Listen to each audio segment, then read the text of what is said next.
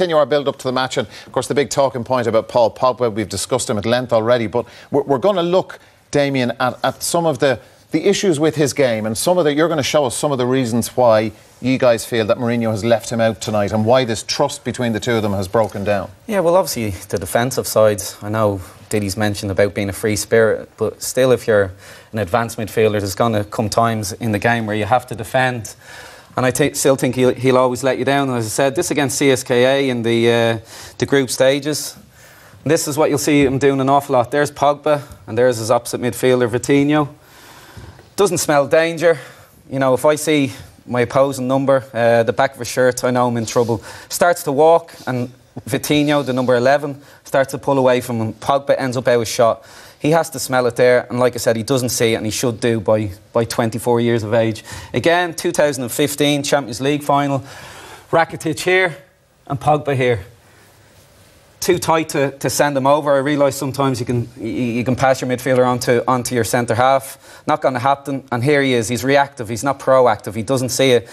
And again, this is the Super Cup. Real Madrid, to be fair, battered him on the day. But the big thing for me as well, he never scans. He doesn't look. He hasn't got a clue where Modric is. Isco scores the goal, but Modric can get a tap in here. Again, Pogba hasn't moved. And this is the other side of his game that I think is interesting as well. They're chasing the game here. They obviously have a way of playing. Let's get it up. Can we go get the second balls? And he's just taking himself out of the game. Can he get up or even into the little pockets beyond Modric, beyond Kroos? Doesn't want to do it. Just wants to drop into that little pocket and play, I guess you'd call them Hollywood balls. And this, I think, is a good picture. Again, he wants to play as an advanced midfielder. We have Herrera, Matic and Pogba. Herrera and Matic are obviously going to sit. They're not attacking midfielders, which should give Pogba licence to go forwards, but he doesn't. He's going backwards. Again, he's taking himself out of the game. When he plays, especially with Herrera, Matic, they need their third midfielder, which is him, to be more advanced. So I think without the ball on both sides, he needs to run forward, stretch the game, which I don't think he does. And then when he's defending, I think he just doesn't smell danger, and he I don't want to call him lazy, I just think he daydreams. He daydreams. But Didi, you know, a coach of Mourinho's stature, should he not be able to fix that?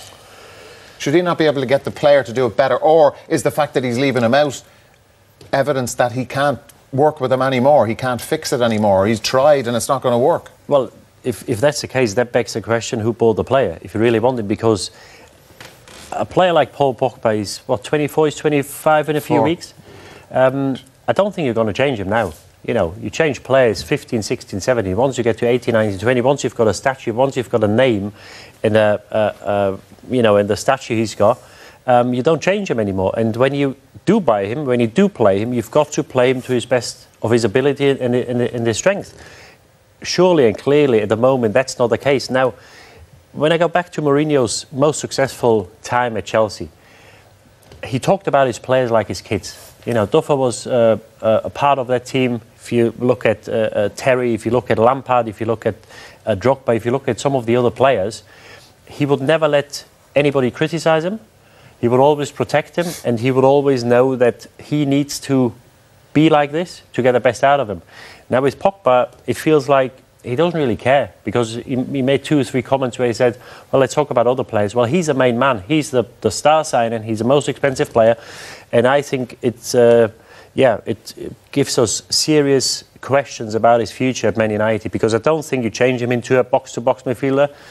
I think you've got to give him a free role. And if you haven't got a position in Mourinho's system, which it looks like he hasn't, and history tells us he hasn't because he wants a hard work inside, then I think they could have a problem. But Liam, what about his teammates? Now, I know Sanchez could be a factor as well, his arrival in from Arsenal and pay structures and all that sort of thing. But like the likes of Matic, who's a very experienced player, and people have said he's kind of Mourinho's general on the field, like, would he not be in Pogba's ear? If you played with Pogba and he was doing that sort of stuff and you wanted him to stop doing it, like, you're not going to keep that to yourself.